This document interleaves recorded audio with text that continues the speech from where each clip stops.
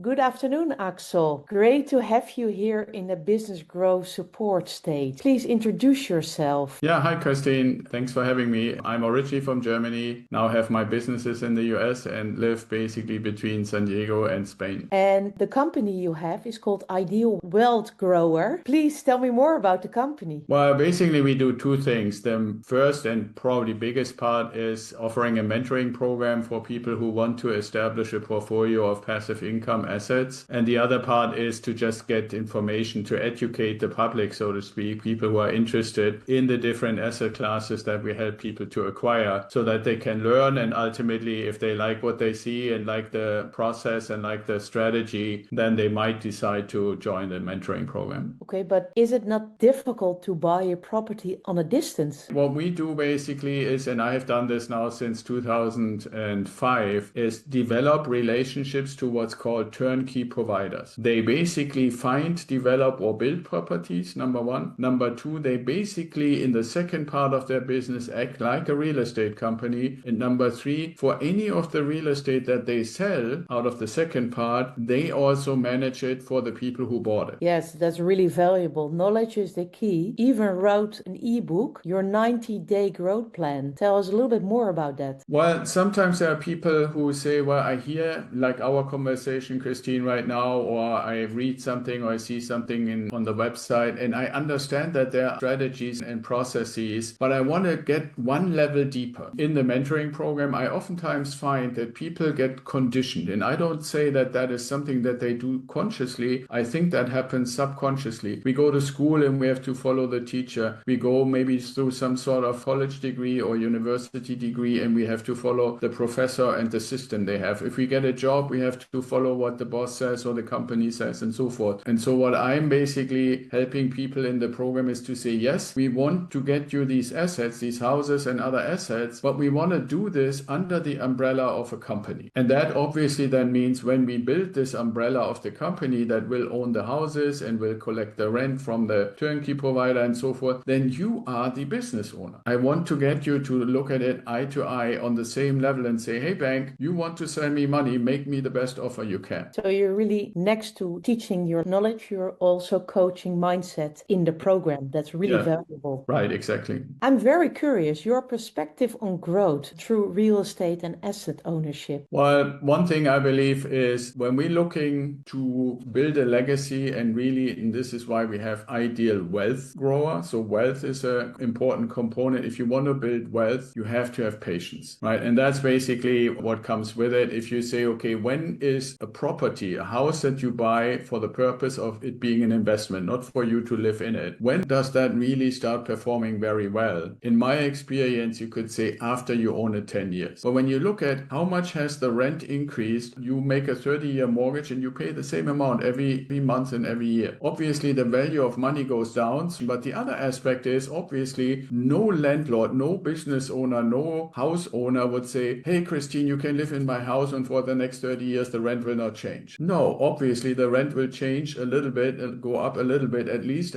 with inflation. When you get to 10 years that you own the house, at that point, the income gets really, really good and ever better from there. And at some point, when you reach that time freedom point, a lot of the houses you bought initially, the first ones, they're getting close to the point where the mortgage is paid off. And then it gets really good because you can basically keep 85% of the rent. I think this is so valuable and a long-term strategy interesting for a lot of people. Could you give us a last advice? Because we're curious, your last knowledge which you would like to share with us. I think the big important thing in general from investing, whether it's real estate or other things, but especially when you do this with a long-term perspective, is to ask yourself both at the beginning and then regularly intervals, why am I doing this or what do it for? Like if you were to ask me that question, I would say, I do it obviously to secure my wealth and secure my income, but the longer term view is I want a better life for my daughter and my grandson. So there is a certain component of legacy building in there. Now, I'm not saying everybody has to do this, but when you invest in assets like real estate that are really long term, then you want to have a strong long-term purpose behind it. So valuable, Axel. Thank you so much for being here. Thanks for having me.